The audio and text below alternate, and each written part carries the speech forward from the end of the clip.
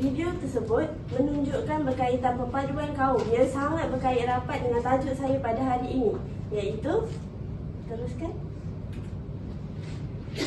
kepentingan memartabatkan semangat perpaduan dalam kalangan masyarakat di Malaysia. Assalamualaikum, saya Izni Hairina binti Muhammad. Salam perpaduan kepada Cikgu Atira dan rakan-rakan sekalian.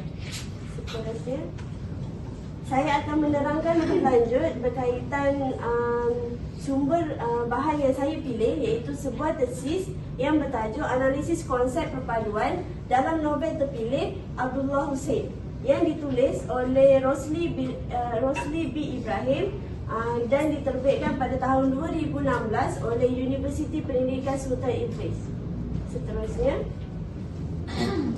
tesis ini memberi tumpuan dalam meneliti peranan karya sastra sebagai cerminan masyarakat majmuk Malaysia, khususnya dalam membina dan memupuk perpaduan kaum dalam kalangan rakyat Malaysia.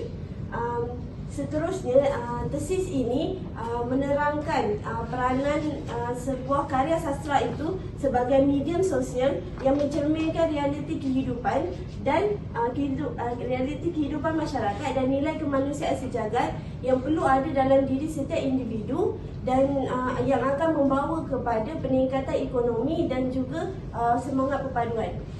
Seterusnya, objektif kajian yang ditetapkan oleh penulis yang pertama ialah menganalisis unsur-unsur perpaduan kaum dalam novel terpilih Abdullah Hussein yang meliputi sosial budaya, ekonomi dan juga politik. Yang kedua ialah mengkaji tema, plot dan watak yang berkaitan dengan isu perpaduan kaum dalam novel tersebut. Antaranya ialah isu stereotip, isu pengasingan budaya dan juga sosial dan juga jurang ekonomi antara kaum. Yang ketiga ialah meneliti citra budaya masyarakat pelbagai kaum yang dipaparkan dalam karya untuk menunjukkan perbezaan kaum dan juga persamaan antara kaum.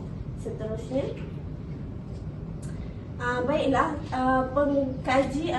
pengkaji menganalisis menggunakan kaedah kualitatif, iaitu menganalisis teks berdasarkan dua novel yang terpilih, iaitu novel Interlock dan Buih di Atas Air.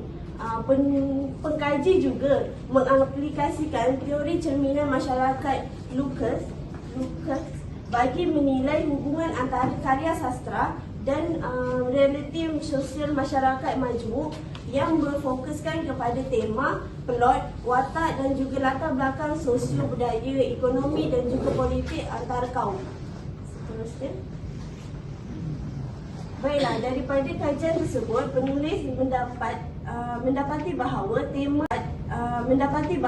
tema, plot dan watak mencerminkan realiti kehidupan masyarakat majmuk di Malaysia.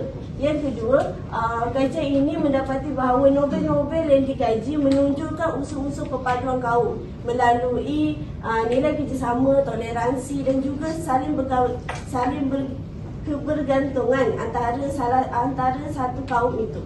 Yang ketiga, kajian ini mendapati bahawa dapat memaparkan citra budaya masyarakat majmuk Malaysia melalui karya-karya sastra yang ada di negara kita.